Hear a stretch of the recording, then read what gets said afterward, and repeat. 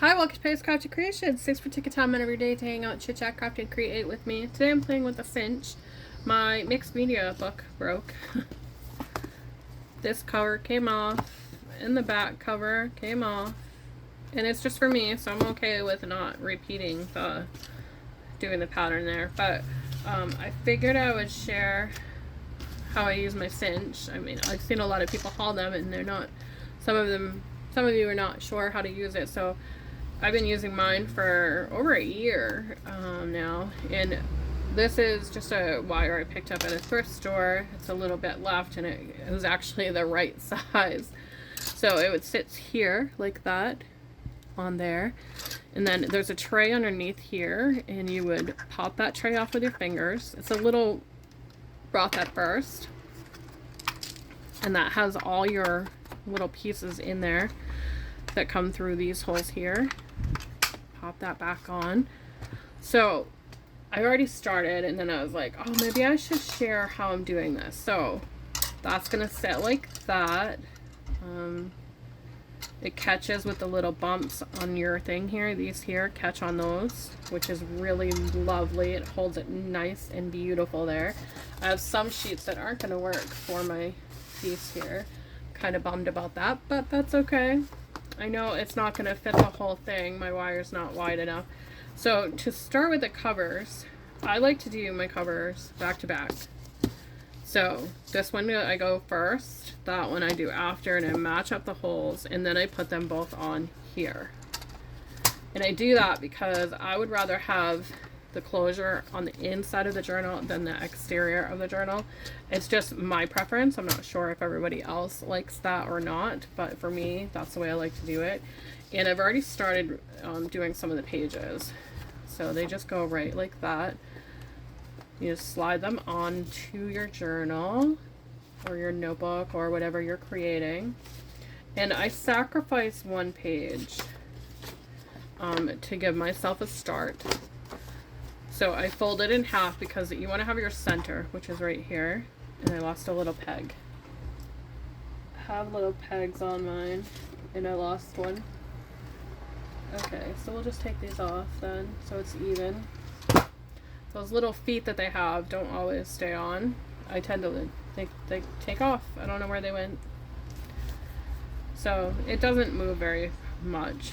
So my notebook is really thick, and I had these in there to begin with, just the page part. I matted them and boarded them and whatnot. These were in there because it was my mixed media book, but it fell apart, and I kept putting it off because I didn't want to add more pages to it if it was going to be apart. So it's sewn in, and you got to kind of find where in here is the little grouping, and then rip it. Rip it, and sometimes the pages rip, but that's okay. I know all my pages won't fit. I'll just save that and have it for extras later. So I have my center page in the piece here. It comes with this little device here on the side. If you're doing a smaller one, this works really well because you don't need to find your center. Just put it on there, squeeze your handle, flip it, and whatnot.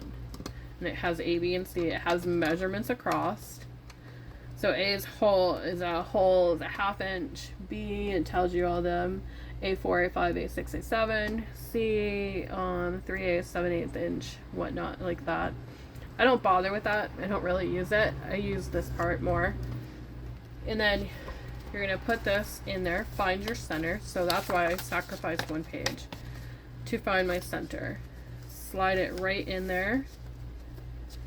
Butt it right up against, there's a line there on each side. There's like a little wall. So butt your paper right up against that. Find your center, and I have my center sheet here all ready to go. So I found my center. Squeeze the handle. It does take two sometimes. And then you see there's still space. So there's a little piece over here, right here. That right there has a little hole in it. So you take these, and you're going to bring it right over to that little hole. Looking at your paper, make sure you're not in the area you don't want to be, and then you just drop that right into that little hole, like that. And then you can go ahead and push down, lift it up, lift that up, and I didn't lift all the way. Then you're going to turn your page over, slide that in, and slide it over to the size that you want, matching up your square over here. So make sure you match up your square again, and then push down, just like that. And then you don't have to leave it on this part. I tend to leave it on there, but it's not necessary once you get up to that upper part of your notebook, because it's not going to all fit. So slide that on. I still have some room left, so I'm going to take that off. I'm going to do one more section, and then we'll close it off. I'm really bummed that these did not fit in there, that they were sewn in. I really thought that they would hold up better. And I got the book at Michael's. I'm kind of upset about it, that it came apart. Where it was all sewn in, I would have thought it would have held a lot better. And I only had like 5 pages in it, so I was really bummed when I went to do another mixed media and it was all in pieces. Kind of not happy about that. So again, line up that square. Oh, lining up the square.